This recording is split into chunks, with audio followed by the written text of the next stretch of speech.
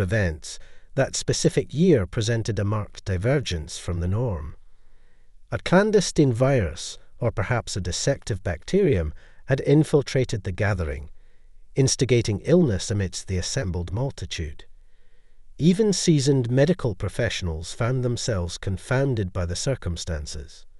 By the third day of the event, symptoms of a severe nature had ensnared him, incessant perspiration coupled with a distressing swelling of the throat. As night fell, an unforgettable event unfolded, akin to teetering on death. He was changed by the intense encounter. In that moment, a radiant mist enveloped him, allowing him to transcend his physical form. A feeling he had never felt before. "I'm home. I'm finally home," he said in this ethereal realm. Bill Torrella's mother owned a charming bar and grill near Ebbets Field, home to the Brooklyn Dodgers. His memories vividly depict important baseball events, such as Mickey Mantle's 1956 Yankees home run. As he matured, his love of art grew, leading him to study commercial art and illustration. He worked at Triad Studios, a prominent commercial art studio, after attending New York's prestigious art and design school. Triad Studios worked closely with major NYC advertising agency B&Bose. However, life had unexpected turns. Bill moved to Florida in 1973 after marrying. He started this new chapter after his father told him about Miami's allure, conventions in palm-fringed vistas, and tantalizing blue waters. However, his arrival in Miami that year revealed something unexpected. The city had few skyscrapers, and the advertising industry, his career's backbone in New York, was almost non-existent. Faced with this formidable challenge, he changed course. A Miami Herald classified ad caught his eye. The county needed EMTs to handle the growing number of retirees in South Florida. They proposed funding his EMT education in exchange for paramedic work. He earned his EMT certification while working and studying. His job as an EMT put him in dangerous situations daily. He met people in dire situations, some near death, which affected his mental health. After struggling with PTSD, he realized he needed to change. He stumbled into jewelry making by chance. A truck driver friend told him about seconds boxes of slightly flawed jewelry. This prospect intrigued him, so he investigated. He set up shop at a flea market with a few tables and a pop-up tent. Amazingly, he made $2,800 from a $200 investment in 48 hours. In 1994, he ran 2 successful jewelry stores in Pompano Beach and Fort Lauderdale. He eagerly anticipated the Tucson trade show this year. He didn't realize this exhibition would change his life. Trade shows raised health concerns due to viruses and bacteria. However, this year's event was unique. A mysterious virus or bacteria stumps even the most experienced doctors. On the third day of the show, an unexpected incident occurred amid the chaos. A woman collapsed at a nearby booth, prompting an emergency medical response. Strangely, he was unaffected by the health crisis.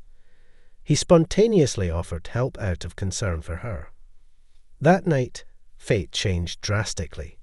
His severe illness, including profuse sweating and a swelling throat, caused great distress. Urgent medical attention was needed. An IV drip and antibiotics were given to restore his oxygen levels. He was warned to return to the hospital if symptoms persisted. Death seemed imminent that night. He felt a luminous mist hovering above his motionless form, as if life had left him.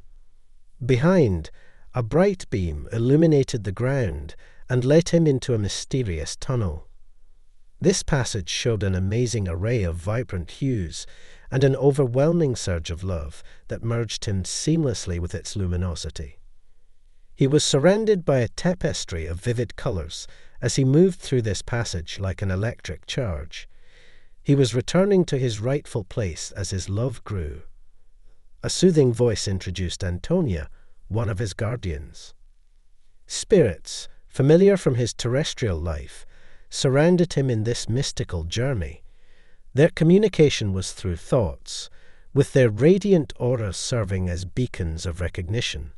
His soul recognized the voice, a greeting like his brother Peter's. They formed an indescribable bond through their emotions. Peter told him he was leading him through a life review, a new concept to him.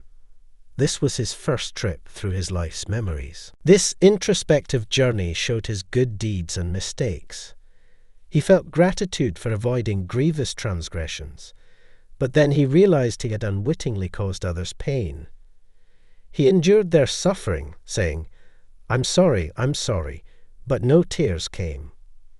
A bright beam appeared, revealing his life's impact. His paramedic career brought his relentless dedication to saving lives and helping others to light, revealing the essence of human existence. A mutual dedication to selflessly serve and recognize our interconnectedness. He quickly shifted his focus from business to this new understanding. His sibling Peter introduced a third guardian, a venerable embodiment of sagacity, to symbolize his internal compass that guided his life's decisions during this transformative awakening. Returning to the ethereal plane, he was enveloped in infinite love. In his guardians, he met celestial messengers who imbued sagacity and witnessed the creation of cosmic realms, where numbers like 1, 3, 6, 8, and 9 were significant.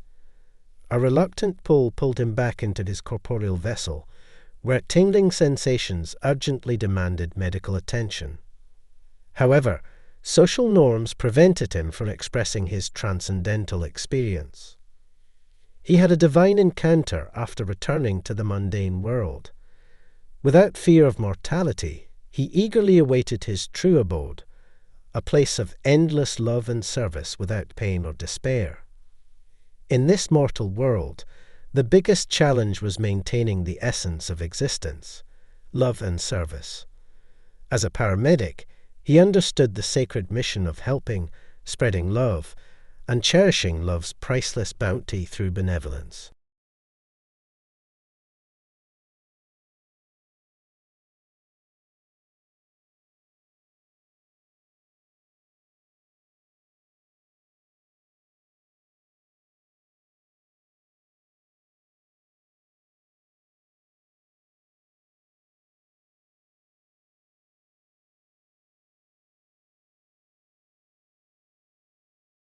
Ladies and gentlemen, welcome to an extraordinary tale.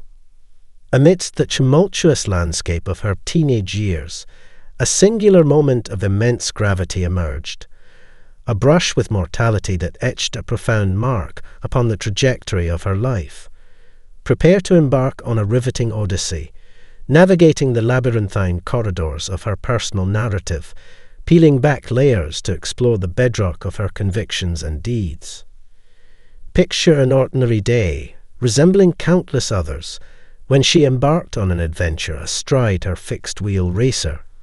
The sun, a magnificent gem adorning December's regalia, enveloped her in its tender embrace, casting gilded rays upon her as she descended a steep incline. The wind, akin to a melodious symphony, played through her locks, suffusing her veins with a sensation of invulnerability. The daring amalgamation of risk and speed, a concoction of boldness, triggered an adrenaline rush that reverberated within the depths of her soul, rousing her very essence. In that ephemeral juncture, the grandeur of life sparkled brightly, intertwining her intricately with the exhilarating pulse of existence.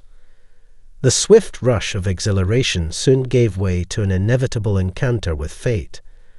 Her fixed-wheel racer, boasting a single gear sans a freewheel mechanism, incessantly drove the pedals ahead as the bicycle continued its course. Negotiating a sharp left turn at the hill's base, The wheels relinquished their grip on the loose gravel. Control slipped away in a heartbeat, the pedals elevating the rear wheel off the ground, leaving her powerless as the bike careened into a forceful collision, transforming it into a twisted mass of metal. Thrown from her seat, she soared through the air, meeting the concrete curb head-on. Rendered unconscious by the impact, she lay sprawled in a pool of her own blood, oblivious to her surroundings. A nearby resident bore witness to the harrowing accident, her shrieks piercing the air. Hurrying to aid, she clutched the limp hand, finding no discernible pulse. Sirens blaring, emergency medical responders swiftly arrived at the scene, swiftly transporting her to the hospital.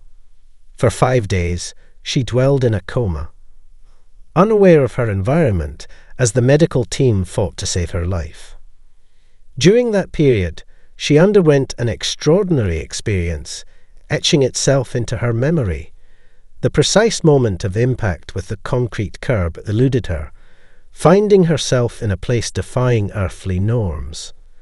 Standing on a gently sloping hill, a landscape shrouded in unparalleled peculiarity unfolded before her. The grass lay meticulously flat, seemingly tended to by an unseen force, while the hill extended endlessly. Yet she wasn't alone. Beside her stood a figure clad in resplendent white, emanating an inexplicable warmth and comfort.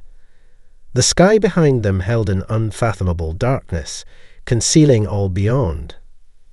Ahead, beyond the hill's crest, a radiant white light beckoned, akin to the gentle ascent of an early morning sun, suffusing her with an inner luminosity. Silently, the figure in white clasped her hand, ascending the hill together. With each step, the light beyond the crest intensified, inviting them further. Then, a remarkable event occurred. Scenes from her life unfolded before her, as though presented in a three-dimensional, immersive display, a vivid recounting of her past, present, and future. Every scene was intricately detailed, allowing her to re-experience the moments, emotions, and experiences exactly as they had unfolded. She felt laid bare, her essence exposed, yet the figure beside her emitted no judgment. It seemed she was the one scrutinizing herself. As these scenes played out, glimpses of her future emerged. She witnessed herself on a grand stage, facing an expansive audience. Enveloped in the spotlight, she observed numerous expectant faces. The host signaled her forth, and as she approached the microphone, words flowed effortlessly. In the fervor of her proclamation, she articulated a message resplendent with love and deliverance, elaborating on the gospel of Jesus Christ. She emphasized his unbounded affection and sacrificial offering, a divine intervention to liberate mankind from transgressions and offer a fresh beginning. An extraordinary metamorphosis ensued. Multitudes extended their hands skyward, embracing the gospel's essence, and embracing Jesus Christ as their Redeemer. Amidst this unfolding panorama, a realization dawned as they ascended the hill's zenith, beholding an expansive void below. Gazing into the chasm, she was greeted by a breathtaking panorama. At a distance, a dazzling city gleamed in the sun's radiance, its brilliance akin to a castle forged from diamonds, a spectacle transcending the bounds of imagination. Her brush with mortality had unveiled a domain surpassing earthly comprehension, a realm suffused with profound affection, enlightenment, and spiritual awakening. It marked a voyage transcending the thresholds of existence and demise, imprinting an enduring impression upon her essence. Upon regaining consciousness, she found herself ensconced within the antiseptic precincts of the hospital. The ambience resonated with the symphony of medical apparatus and muted dialogues of hospital personnel. The witness to her mishap, who had summoned aid, stood nearby, eyes filled with relief. She'd have been snatched from the brink of oblivion. Cloaked in a cobalt jacket, the physician expounded on her severe reaction to medication, possibly attributable to Lomotil, teetering precariously on the brink of mortality. She was apprised that her survival was fortuitous, attributed not to an allergic reaction, but to an exceedingly sensitive response. Her convalescence persisted, encompassing an additional 5 days within the infirmary. The lingering cough, a vestige of the accident, served as a constant reminder of her narrow escape from death's clutches. It was amid this trial that she arrived at a momentous decision.